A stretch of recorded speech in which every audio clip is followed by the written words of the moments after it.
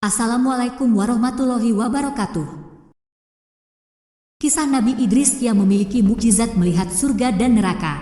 Kisah Nabi Idris adalah salah satu kisah yang syarat akan peringatan untuk kaum muslimin. Menjadi manusia pilihan, ia sudah diberikan kesempatan oleh Allah Subhanahu wa Ta'ala supaya dapat merasakan bagaimana kematian, melihat surga, dan melihat neraka. Sebuah pengalaman yang tentu saja akan membuat merinding. Nabi Idris sendiri merupakan keturunan keenam dari Nabi Adam alaihi salam. Ia adalah seorang putra dari Kabil dan Iklimah, putra dan putri Nabi Adam. Ketika itu, Allah Subhanahu wa Ta'ala memerintahkan Nabi Idris supaya mengajak seluruh manusia supaya berjalan di jalan Allah Subhanahu wa Ta'ala. Pada saat itu, dia adalah manusia pertama yang menerima wahyu melalui malaikat Jibril saat dirinya berusia 82 tahun.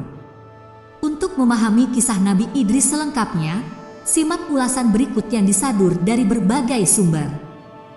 Nabi Idris alaihi salam adalah nabi kedua dalam urutan 25 nabi yang wajib diimani.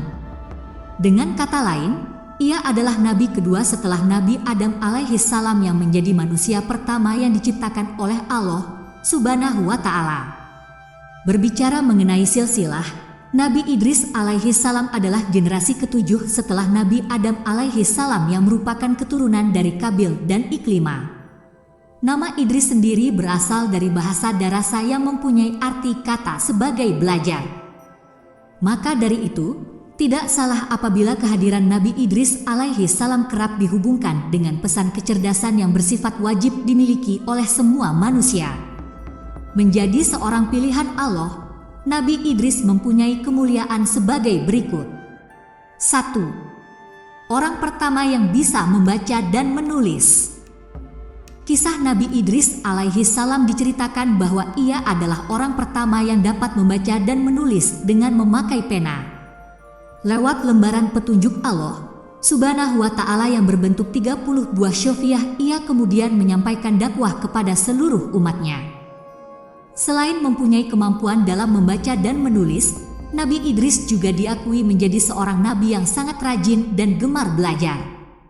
Karena cukup aktif dalam mempelajari sejumlah hal dan secara konsisten melakukannya, ilmu pengetahuan pun bisa didapatkan oleh Nabi Idris. 2.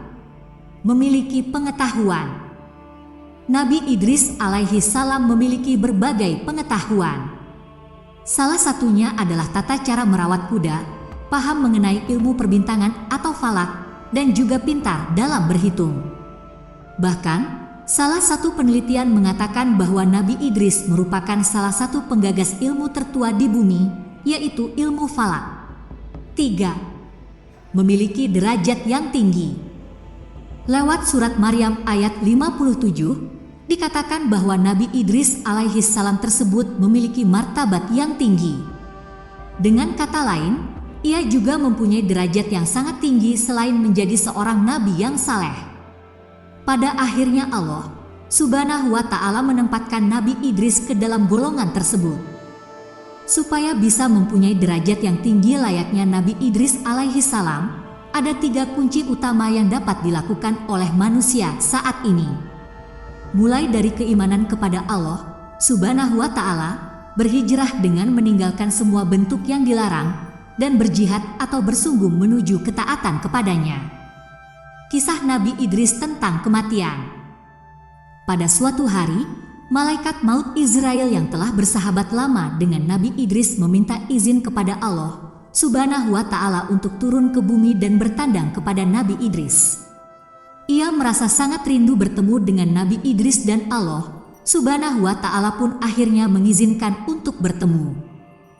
Malam itu, Nabi Idris kedatangan seorang pria yang membawa banyak buah-buahan. Tentunya ia adalah malaikat Israel yang sedang menyamar dan Nabi Idris tidak mengetahuinya. Nabi Idris kemudian menawarkan makanan tersebut kepada Israel tapi ditolaknya. Akhirnya mereka mengobrol dan keluar melihat pemandangan di sekitar. Setelah 4 hari bersama dan cukup akrab, Nabi Idris mulai curiga kepada tamu tersebut. Karena Tamu yang menyamar tersebut tidak pernah menyentuh jamuan makan sama sekali. Nabi Idris kemudian mengajukan berbagai pertanyaan lantaran diliputi dengan rasa penasaran. Nabi Idris, "Ya tuanku, siapa sebenarnya Anda?" "Malaikat Israel, maaf ya Nabi Allah. Aku sebenarnya adalah malaikat Israel." Tentunya Nabi Idris terkejut mendengar hal ini karena malaikat Israel sendiri bertugas sebagai pencabut nyawa manusia. Kemudian Nabi Idris bertanya lagi, "Kau sudah 4 hari bersamaku. Apakah kau sedang bertugas untuk mencabut nyawa makhluk di dunia ini?" Malaikat Israel, "Wahai Idris, selama 4 hari ini memang banyak sekali nyawa yang telah kucabut. Roh makhluk-makhluk itu bagaikan hidangan di hadapanku. Kuambil mereka bagaikan seseorang sedang menyuap makanan." Nabi Idris, "Lantas apa maksud kedatanganmu kemari? Apakah kau ingin mencabut nyawaku?" Malaikat Israel menggeleng. "Tidak, ya Idris. Kedatanganku memang untuk mengunjungimu karena saya rindu dan Allah telah memberikan izin." Usai percakapan tersebut, Nabi Idris kemudian membuat satu permintaan. Ia ingin malaikat Israel mencabut nyawanya kemudian menghidupkannya kembali. Nabi Idris penasaran dengan sakitnya sakaratul maut yang dikatakan sangat dahsyat. Akan tetapi, percakapan tersebut tidak langsung dilaksanakan oleh malaikat Israel. Mengingat berbagai hal yang akan dilakukan olehnya hanya atas perintah dari Allah Subhanahu wa Ta'ala. "Malaikat Israel, saya tidak mencabut nyaman seseorang selain atas izin Allah." Akan tetapi, pada akhirnya Allah Subhanahu wa Ta'ala mengabulkan permintaan tersebut. Tidak berlangsung lama, malaikat Israel mencabut nyawa Nabi Idris. Lantas melihat sahabatnya kesakitan, Israel menangis. Setelah itu, Allah Subhanahu wa Ta'ala menghidupkan kembali Nabi Idris.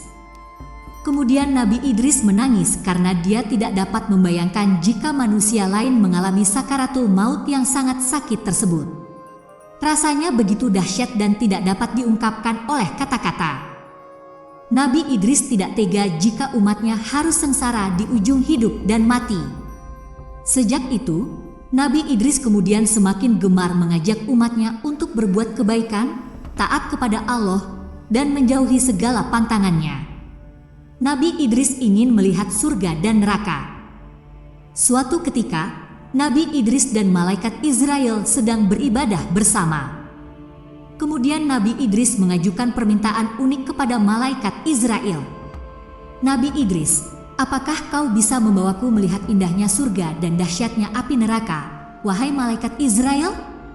Malaikat Israel, "Wahai Nabi Allah, lagi-lagi permintaan darimu sungguh aneh.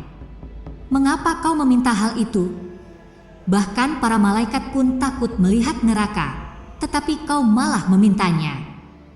Nabi Idris, "Jujur saja, aku takut sekali dengan azab Allah itu. Semoga iman dan takwaku kian bertambah setelah melihat neraka." 1. Kisah Nabi Idris melihat neraka. Mereka kemudian pergi untuk melihat neraka. Ketika hampir mendekati lokasi, Nabi Idris kemudian pingsan. Karena dia melihat malaikat penjaga neraka yang sangat menakutkan. Ia menyeret dan juga menyiksa manusia yang sudah durhaka kepada Allah Subhanahu wa Ta'ala semasa hidup di dunia. Ternyata Nabi Idris tidak tahan dengan siksaan yang sangat mengerikan tersebut. Seumur hidupnya tidak ada pemandangan yang lebih mengerikan ketimbang dengan dahsyatnya api neraka. Api berkobar, bunyi gemuruh yang sangat menakutkan dan hal lain yang mengerikan. Dia tidak dapat membayangkan bila hal ini menimpa umatnya kelak. 2. Kisah Nabi Idris melihat surga. Kemudian malaikat Israel mengantarkan Nabi Idris ke surga. Di tempat terindah ini Nabi Idris juga nyaris pingsan. Akan tetapi, bukan karena takut atau melihat yang menakutkan, tapi dia sangat takjub dan terpesona dengan berbagai keindahan yang tampak di depan mata. Nabi Idris melihat sungai yang airnya sangat bening. Sementara itu, di pinggir sungai ada pohon yang bagian batangnya terbuat dari perak dan emas. Dia juga melihat istana yang megah untuk para penghuni istana.